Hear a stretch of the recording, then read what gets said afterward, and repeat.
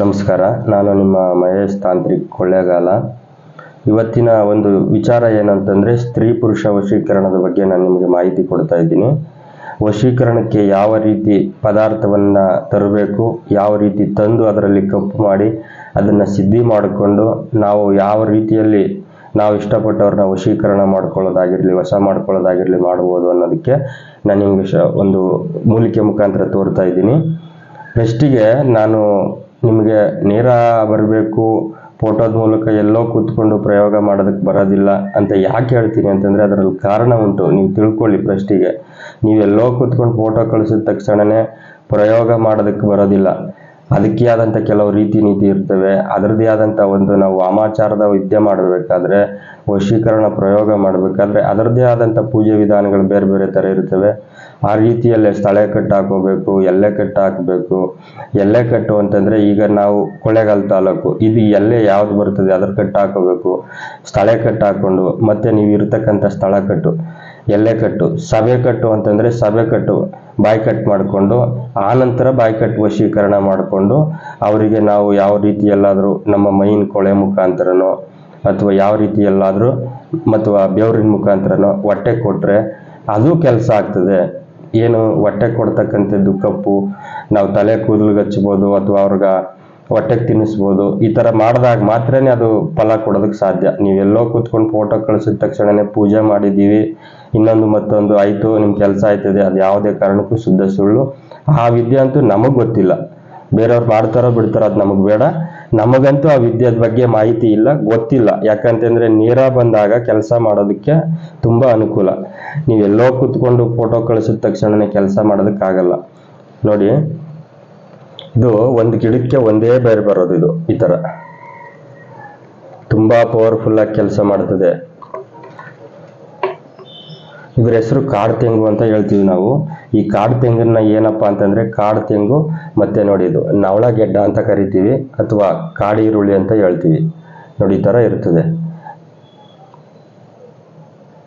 ನೋಡಿ, ಇದು ವಶೀಕರಣಕ್ಕೆ, ಸ್ತ್ರೀ ವಶೀಕರಣಕ್ಕಾಗಿರ್ಬೋದು ಅಥವಾ ಪುರುಷ ವಶೀಕರಣಕ್ಕಾಗಿರ್ಬೋದು ಅಥವಾ ಆಕರ್ಷಣೆ ಮಾಡ್ಕೊಳ್ತಕ್ಕಂಥದಕ್ಕೆ ವಶೀಕರಣಕ್ಕಾದ್ಮೇಲೆ ಆಕರ್ಷಣೆಗೆ ಬಂದೇ ಬರ್ತದೆ. ಅದು ಆಕರ್ಷಣೆ ವಿದ್ಯೆಗೆ ತುಂಬ ಹೇಳಿ ಮಾಡಿಸ್ದಂಗಿರ್ತದೆ, ತುಂಬ ಪವರ್ಫುಲ್ಲಾಗಿ ಕೆಲಸ ಮಾಡ್ತದೆ.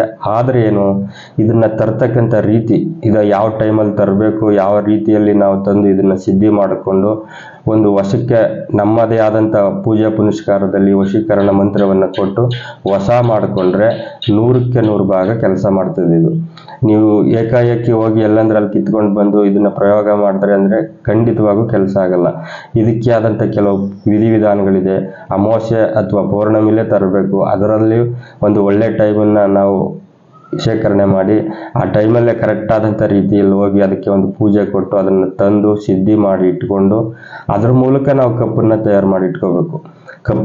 ಕಪ್ಪಿನ ಮೂಲಕನೇ ನಾವು ಕೆಲಸ ಮಾಡ್ತಕ್ಕಂಥದ್ದು. ಯಾವುದೇ ಕೆಲಸ ಆಗಿದ್ರು ಮೇಯ್ನ್ ವಿಚಾರ ಬಂದು ಕಪ್ಪಿರಬೇಕು. ನಮಗೆ ಸ್ಟ್ಯಾಂಡರ್ಡ್ ಆಗಿ ವಶೀಕರಣ ಮಾಡೋದಕ್ಕೆ ಮೇಯ್ನ್ ಬೇಕಾಗಿರ್ತಕ್ಕಂಥದ್ದೇ ಕಪ್ಪು. ಇದರಲ್ಲಿ ಕಪ್ಪು ತಯಾರು ಮಾಡಿಕೊಂಡು ಸ್ಥಳೆ ಕಟ್ಟು, ಎಲೆ ಕಟ್ಟು, ಸಭೆ ಕಟ್ಟು ಯಾವ ಕಟ್ಟಿಗೆ ಬೇಕಾದರೂ ಉಪಯೋಗಿಸ್ಬೋದು. ಆದರೆ ವಶೀಕರಣಕ್ಕೆ ಬೇಕಾಗಿರ್ತಕ್ಕಂಥ ಕಪ್ಪನ್ನ ಸ್ಟ್ಯಾಂಡರ್ಡ್ ಆಗಿರ್ತಕ್ಕಂಥ ಒಂದೇ ಒಳ್ಳೆ ರೀತಿಯಾದಂಥ ಗಿಡಮೂಲಿಕೆಯನ್ನು ಸೇರಿಸಿ ನೋಡಿ, ಈಗ ನಾವು ತೋರ್ದಂಗೆ ಕಾಡು ತೆಂಗು, ನಾವು ಇದನ್ನ ಕಾಡು ಈರುಳ್ಳಿ ಅಂತ ಕರಿತೀವಿ. ಕೆಲವು ಕಡೆ ನವಣ ಅಂತ ಹೇಳ್ತಾರೆ, ಇದನ್ನ ನವಣ ಗೆಡ್ಡೆ ಅಂತ. ಇದಂದ್ರೆ ಎಲ್ಲಂದ್ರಲ್ಲಿ ಸಿಗುತ್ತೆ. ಈ ಕಾಡು ತೆಂಗು ಸ್ವಲ್ಪ ಸಿಗೋದು ಕಷ್ಟ.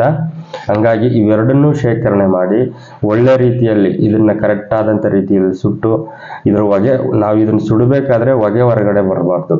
ನೆರಳಲ್ಲಿ ಒಣಗಿಸಿ ಕರೆಕ್ಟ್ ಆದಂಥ ರೀತಿಯಲ್ಲಿ ಇದನ್ನ ಸಿದ್ಧಿ ಮಾಡಿ ಕಪ್ಪು ತಯಾರು ಮಾಡಿ ಇಟ್ಕೊಂಡ್ರೆ 100ಕ್ಕೆ 1000% ಕೆಲಸ ಮಾಡ್ತದೆ. ಅಷ್ಟು ಪವರ್ಫುಲ್ಲಾಗಿ ಕೆಲಸ ಮಾಡ್ತಕ್ಕಂಥದ್ದು ಇದು. ಅದರಲ್ಲಿ ನೀವು ಏಕಾಏಕಿ ಯಾರಂದ್ರೆ ಅವ್ರನ್ನ ವಶೀಕರಣ ಮಾಡ್ಕೋಬೇಕು, ನಾವು ಹೇಳ್ದಂಗೆ ಕೇಳಿಸ್ಬೇಕು ಅಂತೇಳಿ ಇದರಲ್ಲಿ ದುರುಪಯೋಗ ಮಾಡ್ಕೊಳ್ತಕ್ಕಂಥದ್ದು ಸರಿ ಬರಲ್ಲ. ಯಾಕಂತಂದ್ರೆ ಆ ಕ್ಷಣಕ್ಕೆ ನಿಮಗೆ ಕೆಲಸ ಆಗ್ಬೋದು, ಆದರೆ ಇದೇನಾದರೂ ಉಲ್ಟಾಯಿತು ಅಂತಂದ್ರೆ ತುಂಬಾ ಸಮಸ್ಯೆ ಆಗ್ತದೆ. ಯಾಕೆಂತಂದ್ರೆ ನಾವು ಈ ಗಿಡಮೂಲಿಕೆಯನ್ನು ತರಬೇಕಾದ್ರೆ ಯಾವ ಸ್ಥಳದಲ್ಲಿರ್ತದೆ ಫಸ್ಟಿಗೆ ನಾವು ಸ್ಥಳ ಕಟ್ ಮಾಡಿರ್ತೀವಿ. ತರಬೇಕಾದ್ರೇನೆ ಅದನ್ನು ತರಬೇಕಾದ್ರೆ ಸ್ಥಳ ಕಟ್ ಮಾಡಿ ಅದನ್ನು ತಂದು ಪವರ್ಫುಲ್ ಆದಂಥ ಮಂತ್ರದ ಮೂಲಕ ಅದನ್ನು ಸಿದ್ಧಿ ಮಾಡಿಕೊಂಡು ಕರೆಕ್ಟಾಗಿ ನಾವು ಕಪ್ಪನ್ನ ತಯಾರು ಮಾಡಿ ಇಟ್ಕೊಂಡಿರ್ತೀವಿ. ಹಂಗಾಗಿ ಇದನ್ನು ಬಳಸಬೇಕಾದ್ರೆ ಒಂದು ಈಗ ಯಾರನ್ನ ನೀವು ಇಷ್ಟಪಟ್ಟಿದ್ದೀರಾ, ಅವ್ರನ್ನ ನಾವು ಮದುವೆ ಆಗ್ತೀವಿ, ಅವ್ರ ಜೀವನ ಪೂರ್ತಿ ನಾವು ಅವ್ರ ಜೊತೆಲಿ ಇರ್ತೀವಿ ಅನ್ನೋದಾದ್ರೆ ಓಕೆ, ಅಂಥವ್ರಿಗೆ ಬಳಕೆ ಮಾಡಿ. ಗಂಡ ಹೆಂಡತಿರ ಸಮಸ್ಯೆ ಇರತಕ್ಕಂಥವ್ರಿಗೆ ಸುಮ್ಮನೆ ನಿಮ್ದು ಯಾವುದೇ ಒಂದು ಬೇರೆ ರೀತಿ ಆಲೋಚನೆ ಇಟ್ಟುಕೊಂಡು ಇದನ್ನ ವಶೀಕರಣ ಮಾಡಿ ನೀವು ಅವ್ರ ಜೀವನ ಹಾಳು ಮಾಡ್ತಕ್ಕಂಥದ್ದಾಗಿರ್ಬೋದು ಅಥವಾ ತೊಂದರೆ ಕೊಡ್ತಕ್ಕಂಥದ್ದಾಗಿರ್ಬೋದು, ಇದು ಯಾವುದೇ ಕಾರಣಕ್ಕೂ ಸರಿ ಇಲ್ಲ. ಯಾಕಂತಂದ್ರೆ ಅಂಥವ್ರಿಗೆ ನಾನು ಕೊಡೋದು ಇಲ್ಲ ಕಪ್ಪು. ಒಳ್ಳೆ ರೀತಿಯಲ್ಲಿ ಬಳಕೆ ಅಂತಕ್ಕಂಥದ್ದು ಒಳ್ಳೆ ರೀತಿಯಲ್ಲಿ ಆಗಬೇಕು. ಈಗ ನೀವು ವಶೀಕರಣ ಮಾಡ್ಕೊಂಡ್ರಿ ಅಂತ ಇಟ್ಕೊಳ್ಳಿ, ಅದು ಜೀವನ ಪೂರ್ತಿ ನಿಮ್ಮ ಜೊತೆಯಲ್ಲಿ ಇರ್ತಕ್ಕಂಥ ಒಂದು ಸಂದರ್ಭ ಇದೆ, ಅವ್ರನ್ನ ನಾವು ಕಾಪಾಡ್ತೀವಿ ಅನ್ನೋ ಥರದಲ್ಲಿ ಇದ್ರೆ ಮಾತ್ರ ಇದನ್ನು ವಶೀಕರಣ ಮಾಡ್ಕೊಳ್ಳಿ. ಅಥವಾ ನಿಮಗೆ ಯಾರಾದರೂ ಮೋಸ ಮಾಡಿ ಕೈ ಕೊಟ್ಟು ಹೋಗಿರ್ತಕ್ಕಂಥದ್ದಾಗಿರ್ಬೋದು ಅಥವಾ ನಂಬಿಸಿ ಮೋಸ ಮಾಡಿರ್ತಕ್ಕಂಥ ವಿಚಾರ ಆಗಿರ್ಬೋದು, ಇಂಥದಕ್ಕೆ ಇದನ್ನು ಬಳಸಿದ್ರೆ ಖಂಡಿತವಾಗ್ಲೂ ಫಲ ಕೊಟ್ಟೇ ಕೊಡ್ತದೆ. 100% ಕೆಲಸ ಆಗ್ತದೆ. ಅಷ್ಟು ಪವರ್ಫುಲ್ ಆಗಿರ್ತದೆ. ಯಾಕಂತಂದ್ರೆ ಅದನ್ನ ತರಬೇಕಾದ್ರೆ ತಂದು ನಾವು ಕರೆಕ್ಟ್ ಆದಂಥ ರೀತಿಯಲ್ಲಿ ಸಿದ್ಧಿ ಮಾಡಿ ಅದನ್ನು ಕಪ್ ತಯಾರು ಮಾಡಿರ್ತೀವಿ. ಹಂಗಾಗಿ ಖಂಡಿತವಾಗಿ ಇದು ಕೆಲಸ ಆಗ್ತದೆ. ಒಳ್ಳೆ ರೀತಿಯಲ್ಲಿ ಒಳ್ಳೆ ವಿಚಾರಕ್ಕಾಗಿ ಬಳಸಿದ್ರೆ ಖಂಡಿತವಾಗ್ಲೂ ಕೆಲಸ ಆಗ್ತದೆ. ನಮಸ್ಕಾರ, ಒಳ್ಳೆಯದಾಗಲಿ.